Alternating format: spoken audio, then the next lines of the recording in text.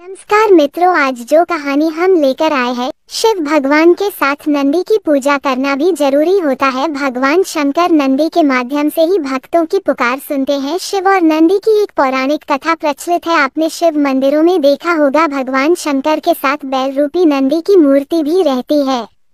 शिव भगवान के साथ नंदी की पूजा करना भी जरूरी होता है। भगवान शंकर नंदी के माध्यम से ही भक्तों की पुकार सुनते हैं। लेकिन क्या आप जानते हैं नंदी कैसे भगवान शिव की सवारी बने? आइए जानते हैं शिव और नंदी की ये पौराणिक कथा।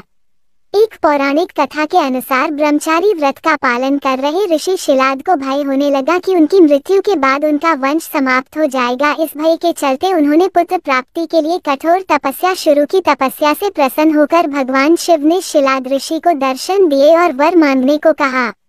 तब शिलाद ऋषि ने शिव से कहा कि उसे ऐसा पुत्र चाहिए जिसे मृत्यु ना छू सके और उस पर आपकी कृपा बनी रहे। भगवान शिव ने उसे आशीर्वाद देते हुए कहा कि उसे ऐसे ही पुत्र की प्राप्ति होगी। अगले दिन ऋषि शिलाद एक खेत से गुजर रहे थे। उन्होंने देखा कि खेत में एक नवजात बच्चा पड़ा है। बच्चा काफी सुंदर और लुभावना था। उन्होंने सोचा कि इतने प्यारे बच्चे को कौन छोड़कर चला गया। तब शिव जी की आवाज आई कि शिलाद, यही तुम्हारा पुत्र है।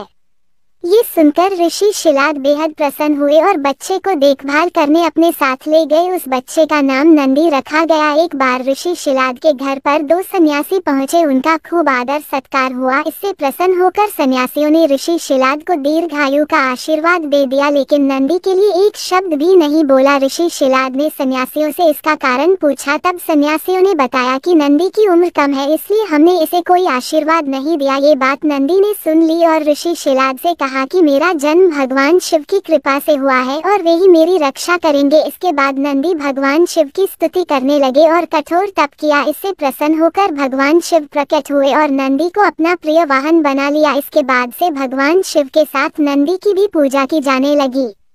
हमारे चैनल पर ऐसी ही अच्छी कहानियाँ मिलेगी। चैनल को सब्सक्राइब जरूर कीजिएगा। धन्यवाद।